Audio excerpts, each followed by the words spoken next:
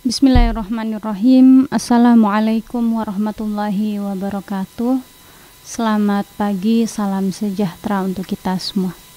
Baik, pada kesempatan yang berbahagia ini, yang luar biasa ini, kita akan melanjutkan kajian kita fikih, yang mana pada hari ini saya akan membawakan sebuah judul tentang sholat khauf, yaitu sholat dalam keadaan takut.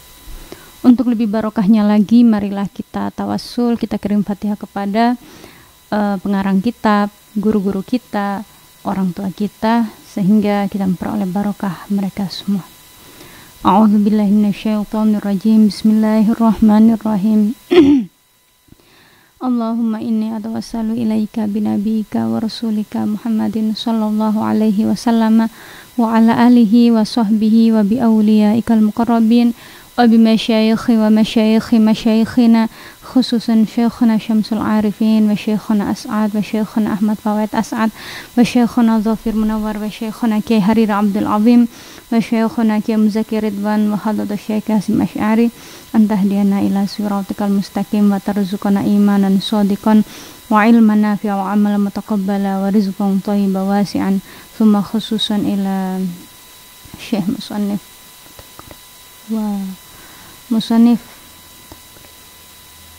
wa nafa'ana bi ulumihim fi daraini syadilla lahumul Fatihah. A'udzu billahi minasyaitonir rajim. Bismillahirrahmanirrahim. Alhamdulillahi rabbil alamin. Arrahmanir rahim. Maliki yaumiddin. Iyyaka na'budu wa iyyaka nasta'in. Ihdinas siratal mustaqim. Siratal ladzina an'amta 'alaihim ghairil maghdubi 'alaihim waladdallin. Amin. Allahumma amin. A'udzu billahi minasyaitonir rajim. Bismillahirrahmanirrahim. Faslun ay hadza faslun. Adapun ini ialah suatu fasal. Wa sholatul khaufi, dan adapun sholat khauf, ala thalathati adrubin, itu atas 3 macam. Ahaduha, adapun salah satu dari salah adrub, ayyakuna, hendaknya ada, al-adu, siapa musuh, fi ghairi jihatil kiblati, pada selain arah kiblat. Fayufariku, kemudian membagi, hum, kepada mereka, artinya jamaah, al-imamu, siapa imam, yang membagi itu imam, firqota ini kepada 2 kelompok. Firqotan kepada 1 kelompok, fi wajhil adui, menghadap ke arahnya musuh, wa firqotan, dan 1 kelompok, takifa, berdiam diri atau menetap, siapa firqoh, khalfahu, di belakangnya imam. Fayusalli, kemudian sholat siapa imam, bil firqoti, dengan 1 kelompok, al-ati 1 kelompok, khalfahu, di belakangnya imam. Sholat rakaatan kepada 1 rakaat. Tsumma tutimmu, kemudian menyempurnakan siapa firqoh khalfah, li nafsiha, sendiri. Watumdi, kemudian menghadang siapa khalfah, siapa firqoh khalfah, ila wajhil adwi, ke arah musuh. Wa ta'ti, kemudian datang at-tafi'atul ukhra, siapa kelompok yang lain, artinya firqah yang lain. Fa yusalli, kemudian sholat siapa imam, biha, dengan at-taifal ukhra, rakaatan kepada 1 rakaat.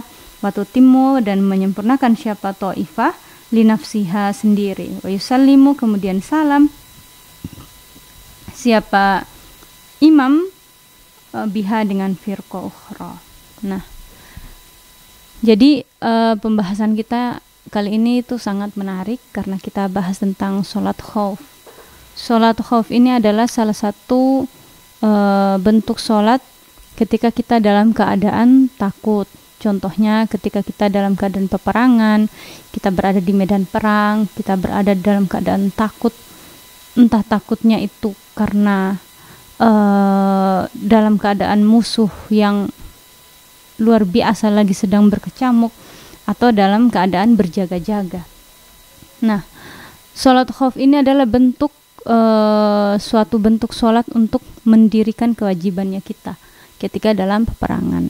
Artinya kita hendak ingin melaksanakan sholat wajib, sholat duhur apa, tapi dalam keadaan ini tuh sungguh sangat-sangat sulit ya. Maka kita di sini boleh melaksanakan sholat khauf atau sholat dalam keadaan takut. Jadi pembagian sholat khauf, tata cara sholat khauf ini ada 3. Nah, di sini saya tadi barusan baca makronya tentang tata cara yang pertama. Nah, mari kita bahas bersama.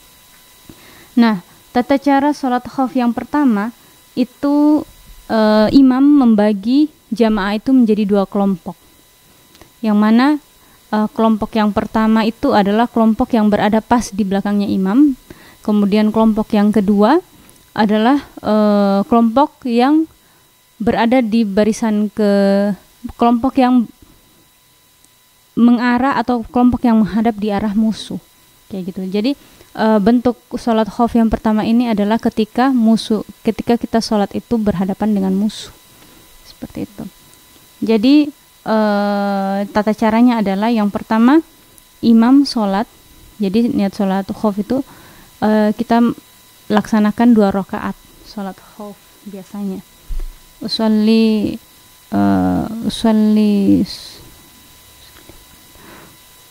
saya niat sholat khauf karena Allah Ta'ala. Rakaat ini karena Allah Ta'ala.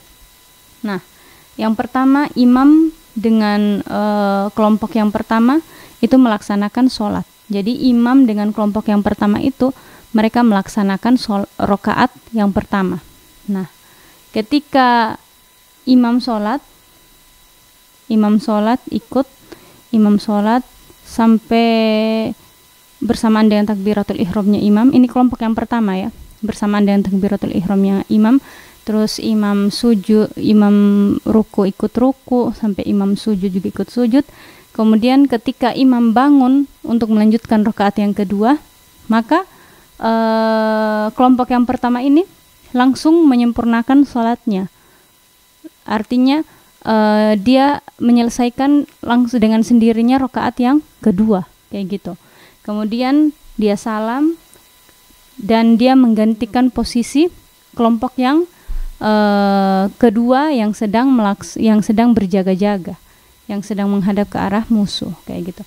Jadi kelompok yang kedua masuk, berada kembali di belakangnya imam. Kemudian imam ini istilahnya rasa gitu. Sekiranya kelompok yang pertama ini sudah selesai sholat, sudah salam, kemudian kelompok yang kedua sudah masuk dalam barisan jamaah. Nah, itu baru imam melanjutkan rakaat yang kedua. Nah, ketika imam melanjutkan rakaat yang kedua, itu imam sampai dalam keadaan tasyahud akhir, itu imam menunggu jamaah atau kelompok yang kedua itu menyempurnakan sholatnya, sehingga imam itu sama-sama salam dengan kelompok yang kedua.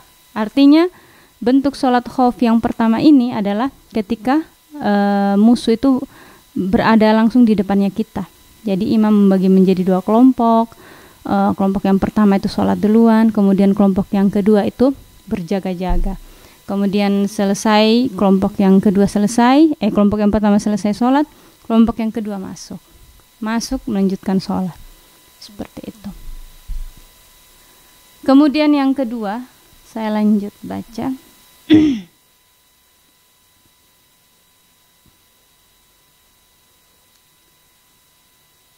Kemudian yang kedua, wasani, dan adapun yang kedua, ayakuna hendaknya ada siapa al-adu fi jihatil kiblati,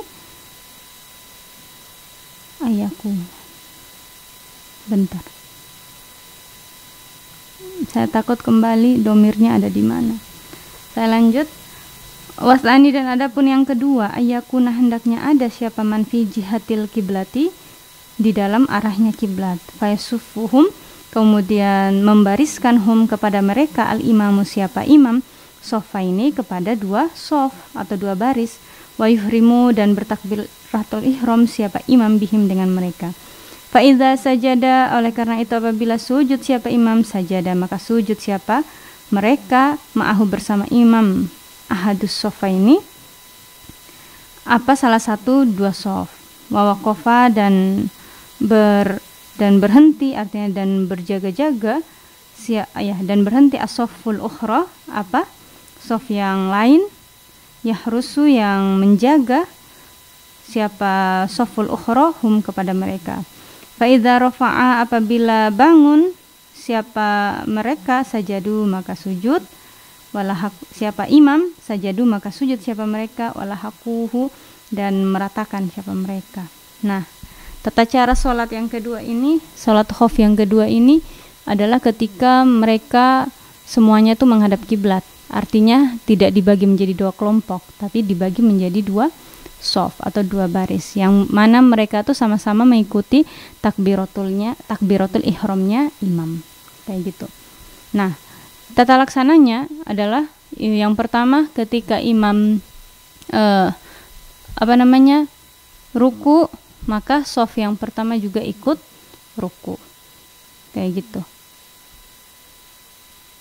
Ketika shaf pertama ruku, kemudian shaf yang kedua itu berjaga-jaga di belakang. Jadi tata caranya kalau intinya dalam sholat khauf itu memiliki jeda tapi bukan untuk memutus. Artinya tujuannya mereka adalah untuk menjaga-jaga. Nama juga dalam keadaan khauf, dalam keadaan takut, seperti itu. Jadi bergantian, tapi tetap di dalam satu qarinah yang sama. Mereka tetap dalam satu takbiratul ihram, tetap dalam satu salam, kayak gitu. Jadi sholat shaf yang kedua itu mereka selesaikan dulu sholat rakaat yang pertama, kemudian mereka berdiri, kemudian shaf yang kedua yang berada di belakang ikut sampai ke ini sujud, kemudian bangun melanjutkan rakaat yang kedua, dan shaf yang pertama ikut berjaga. Begitu seterusnya sampai salam, kayak gitu. Nah, masalah sholat khauf ini itu sebenarnya kita lebih ke praktek seperti itu, karena insya Allah kalau dengan praktek itu kita langsung lebih memahami, karena ketika dalam penjelasan ini cukup rumit gitu, kecuali kita benar-benar mengikuti seperti itu, benar-benar mengikuti penjelasan tata laksananya gitu. Itu tata laksana yang kedua, tata laksana sholat khauf yang kedua. Imam dan makmum itu sama-sama takbiratul ihram, kemudian sama-sama juga salam.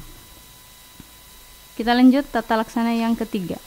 Wasalisu, dan adapun tata laksana sholat khauf yang ketiga, ayyakuna, dan hendaknya ada siapa eman fi syiddatil khaufi, ketika dalam keadaan sangat takut, wal tahamil harbi, dan dalam keadaan berkecamuknya perang, fa yusalli, maka sholat siapa man kaifa amkana, sebisa mungkin